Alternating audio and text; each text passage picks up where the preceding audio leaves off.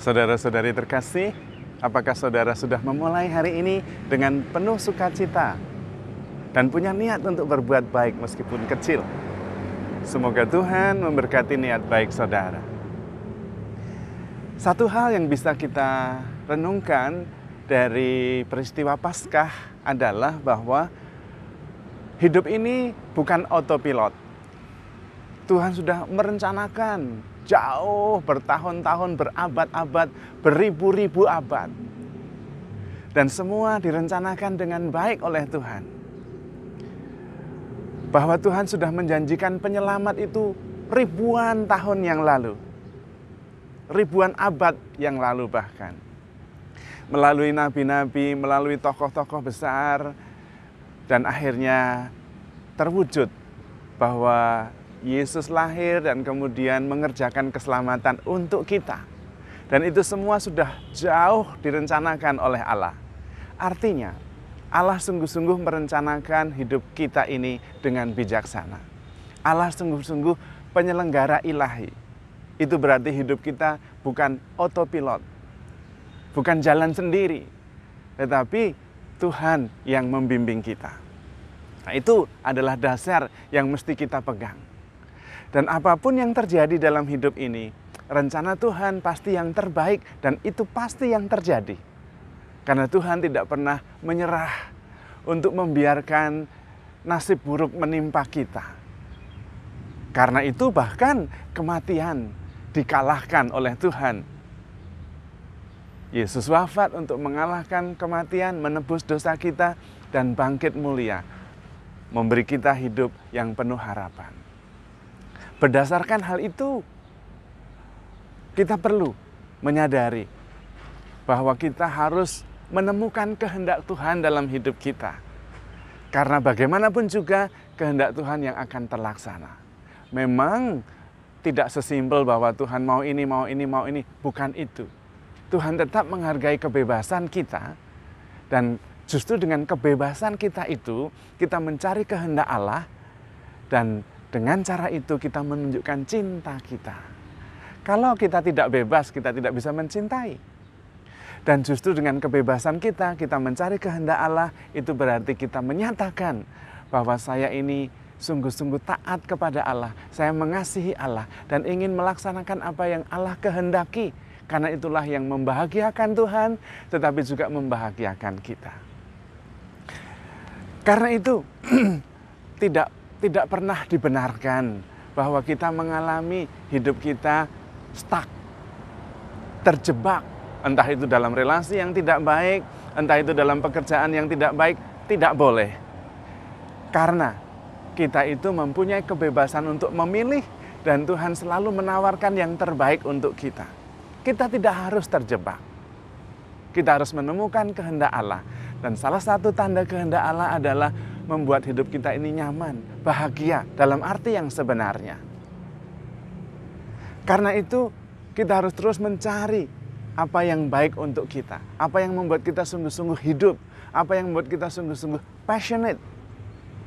Seringkali kita stuck, entah dalam relasi, entah dalam pekerjaan, entah dalam apapun juga, karena kita tidak menghayati hidup kita sendiri. Kita menjalankan hidupnya orang lain. Dan itu adalah tragedi yang terbesar.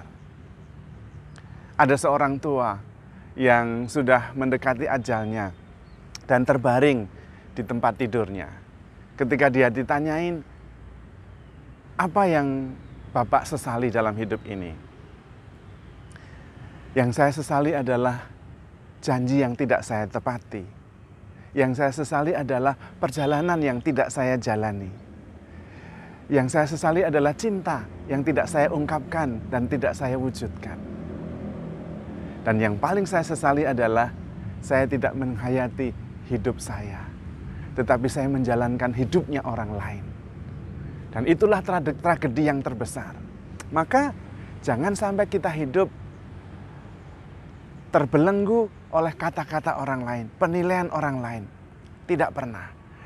Tuhan menciptakan kita begitu berbeda, begitu unik dibandingkan miliaran orang, karena Tuhan mau kita seperti ini. bukan mau kita seperti yang lain. Ketika kita sungguh-sungguh memberikan diri kita yang terbaik, itulah tanda kita memuliakan Tuhan. Santo Irenaeus mengatakan, "The glory of God is a man fully alive." Kemuliaan Tuhan adalah manusia yang sungguh-sungguh hidup, passionate, antusias, dan bahagia dalam hidup ini. Dan karena itu tidak pernah kita bisa sama dengan yang lain, apalagi menjalani hidupnya orang lain.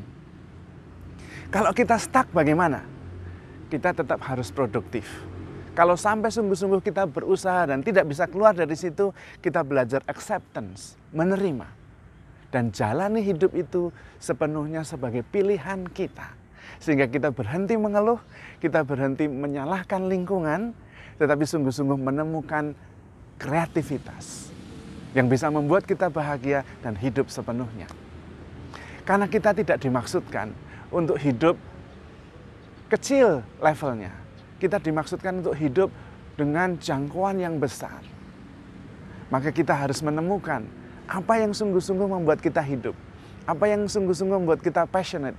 Apa yang sungguh-sungguh membuat kita bahagia. Dan biasanya itu berkaitan dengan menolong orang lain. Membantu orang lain untuk berkembang. Salah satu tanda bahwa kita di tempat yang tepat, berrelasi dengan orang-orang yang tepat adalah bahwa kita bertumbuh.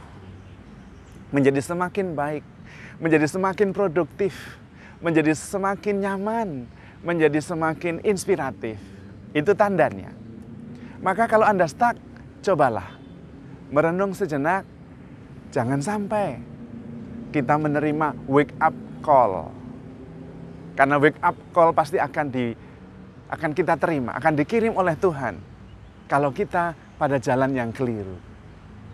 Karena Tuhan tidak pernah membiarkan kita terus-menerus menjalani kehidupan yang tidak membahagiakan. Kehidupan yang tidak passionate. Daripada kita menunggu wake up call dari Tuhan, kita mencoba merefleksikan hidup kita. Dan menemukan apa yang membuat kita produktif, apa yang membuat kita antusias, apa yang membuat kita sungguh-sungguh meaningful, berarti, bernilai bagi orang banyak. Dan bagaimana kita menemukannya? Jangan khawatir, Yesus adalah Tuhan yang bangkit. Yesus adalah Tuhan yang hidup. Maksudnya apa? Yesus bukan hanya hidup 2000 tahun yang lalu. Tidak, sekarang juga Tuhan hidup. Sekarang juga Tuhan menemani kita. Dan karena itu kita bisa minta tolong. Kita bisa minta petunjuk. Roh Kudus ada di dalam diri kita. Dan Tuhan sendiri sudah hidup, bangkit. Sekarang juga hidup menemani kita. Immanuel, Allah menyertai kita. Maka kita bisa memintanya. Meminta petunjuk. Kita bisa mendengarkan bimbingannya. Dan kita bisa mengarahkan hati. Caranya membangun relasi yang erat dengan Tuhan. Ketika kita relasi sungguh-sungguh erat, kadang-kadang komunikasi kita bahkan tanpa kata. Saya mempunyai saudara kembar. Dan hubungan kami begitu dekat.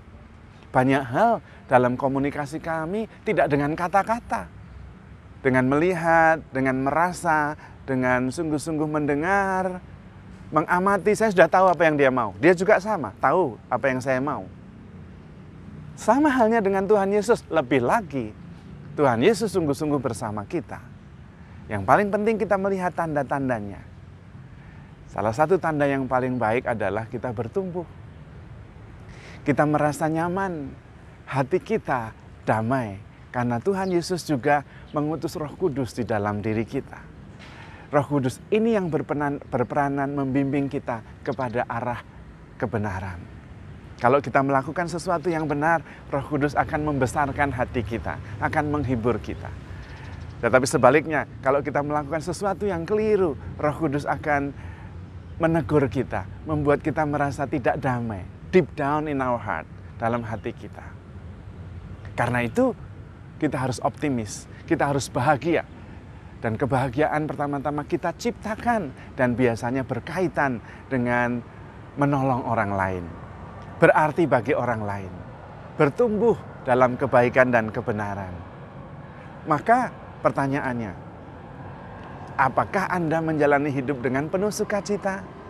Apakah Anda menjalani hidup dengan antusias? Apakah Anda menjalani hidup dengan passionate? Kalau tidak, bangkit. Pikirkan perkara-perkara yang di atas. Dan minta tolong kepada Tuhan. Tuhan Yesus hidup bukan hanya hidup 2000 tahun yang lalu. Sekarang juga. Dan siap membantu karena Tuhan bangkit untuk kita. Supaya kita hidup di dalam kepenuhannya. Aku datang supaya kalian semua mempunyai hidup dan hidup di dalam kepenuhannya. Mintalah tolong kepada Tuhan. Mintalah bimbingan Roh Kudus. Dan disitulah kita belajar hidup berdasarkan iman. Bukan hanya berdasarkan pikiran kita sendiri. Bukan hanya berdasarkan rencana-rencana kita sendiri. Carilah dahulu kehendak Allah.